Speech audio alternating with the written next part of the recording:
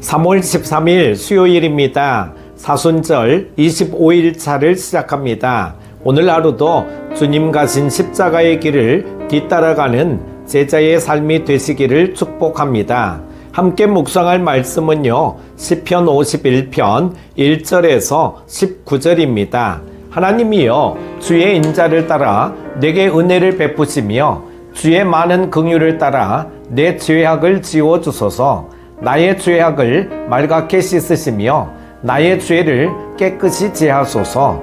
물은 나는 내 죄과를 아오니 내 죄가 항상 내 앞에 있나이다. 내가 주께만 범죄하여 주의 목전에 악을 행하여 싸우니 주께서 말씀하실 때에 의로우시다 하고 주께서 심판하실 때에 순전하시다 하리이다. 내가 죄악 중에서 출생하였으며 어머니가 죄 중에서 나를 잉태하였나이다. 보소서, 주께서는 중심이 진실함을 원하시오니 내게 지혜를 은밀히 가르치시리이다.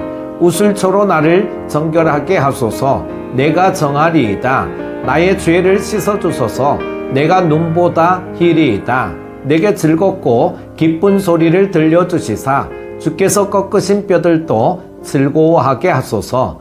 주의 얼굴을 내 죄에서 돌이키시고 내 모든 죄악을 지워주소서. 하나님이여 내 속에 정한 마음을 창조하시고 내 안에 정직한 영을 새롭게 하소서. 나를 주 앞에서 쫓아내지 마시며 주의 성령을 내게서 거두지 마소서. 주의 구원의 즐거움을 내게 회복시켜 주시고 자원하는 심령을 주사 나를 붙드소서. 그리하면 내가 범죄자에게 주의 도를 가르치리니 죄인들이 주께 돌아오리이다. 하나님이여 나의 구원의 하나님이여 피 흘린 죄에서 나를 건지소서. 내 혀가 주의 의를 높이 노래하리이다. 주여 내 입술을 열어주소서. 내 입이 주를 찬송하여 전파하리이다.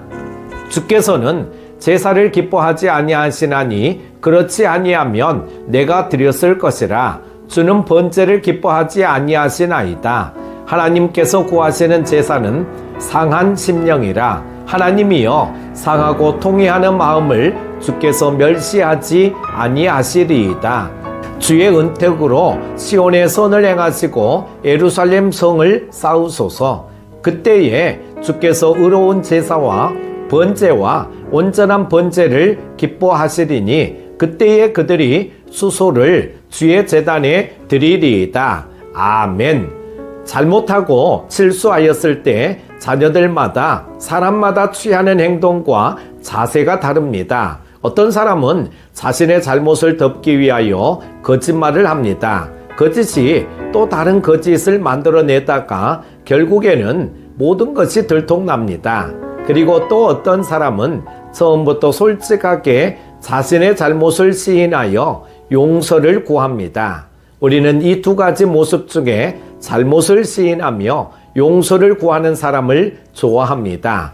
당연한 일입니다. 그리고 우리 하나님도 마찬가지로 스스로 회개하고 용서를 구하는 사람을 좋아하시며 기쁘게 용서해 주십니다. 다윗은 인생의 가장 큰 죄를 지었는데 그 중에 하나는 우리아라는 충신의 아내와 간음한 일이며 그로 인하여 남편인 우리아를 죽게 만든 살인죄입니다. 이 죄들에 대하여 나단 선지자에게 크게 꾸지람을 들은 후 다윗은 오늘 본문의 시를 통하여 하나님께 자복하며 회개하고 있습니다. 그리고 용서를 간구하고 있습니다. 다윗이 용서를 구하면서 간구한 내용들이 무엇입니까? 먼저 1절에는 지워주소서라고 말합니다.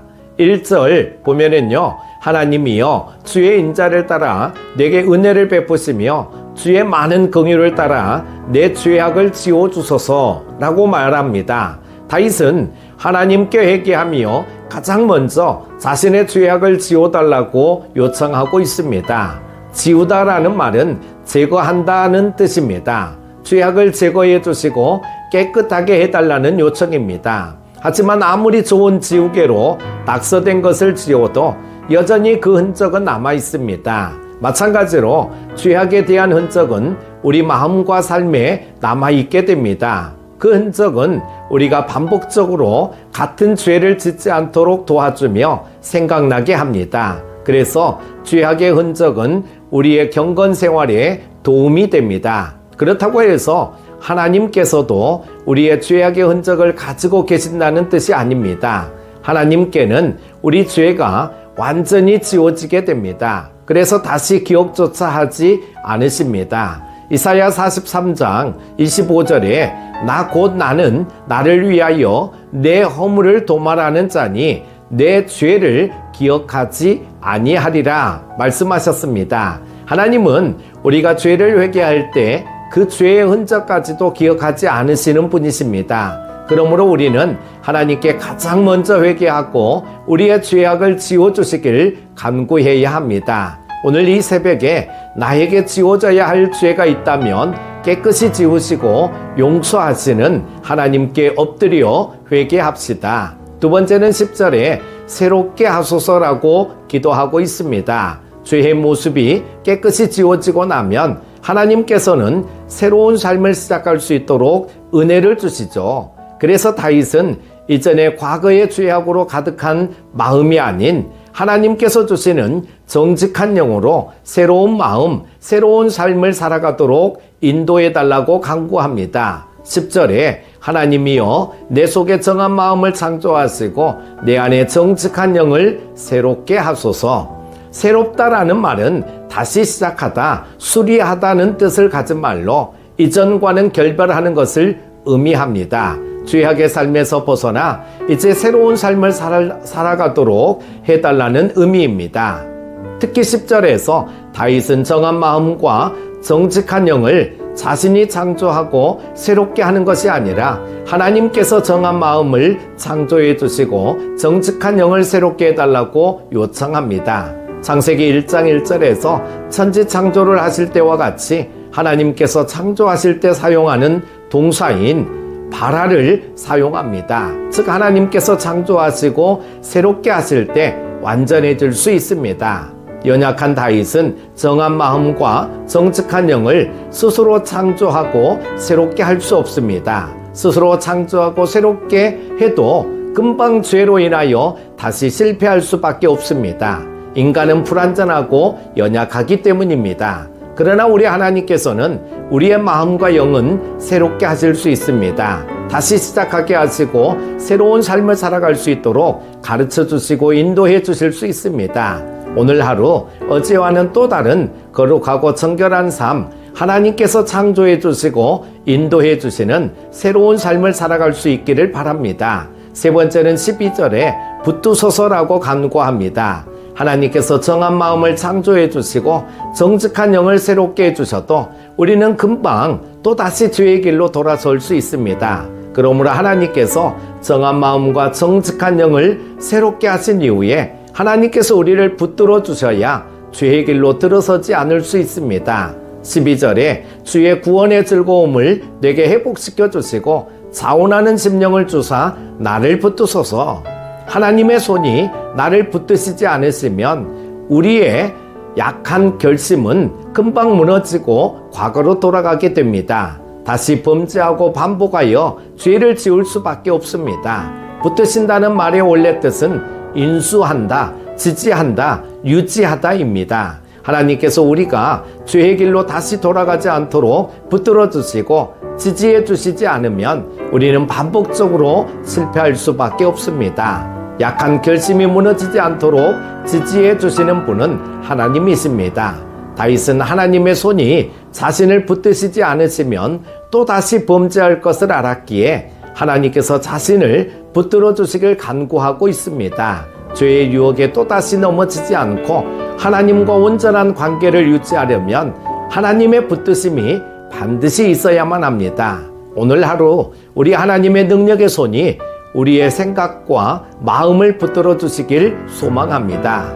네 번째는 하나님의 도움을 간구해야 합니다. 다윗은 범죄한 이후 하나님께 엎드려 자신의 죄를 회개하며 하나님께서 용서해 주시길 간구하고 있습니다. 죄를 지워 주시길 간구하며 정한 마음을 창조하시고 정직한 영을 새롭게 해주시길 소망하였습니다. 그리고 다시 범죄하지 않도록 붙들어 주시길 기도하고 있습니다. 혹시라도 우리가 범죄하였다면 다윗처럼 즉시 하나님 앞에 엎드려 간구하며 용서를 구합시다. 하나님께서는 겸손히 회개하는 우리를 반드시 용서해 주시고 다시 넘어지지 않도록 도와주실 것입니다. 오늘 이 새벽 하나님께서 우리의 삶을 붙들어 주시길 간구하여 하나님의 은혜를 충만하게 누리는 시간이 되시길 바랍니다. 오늘 하루도 승리하십시오. 기도합니다. 하나님 아버지, 죄의 유혹과 나 자신의 욕망을 이기지 못하여 넘어지며 범죄하는 우리를 불쌍히 여겨주시고 우리의 죄를 용서하여 주시옵소서. 다윗과 같이 겸손히 회개하는 우리를 붙들어 주셔서 다시 범죄하지 않고 거룩하게 살아가게 하여 주옵소서. 예수님의 이름으로 기도드립니다. 아멘.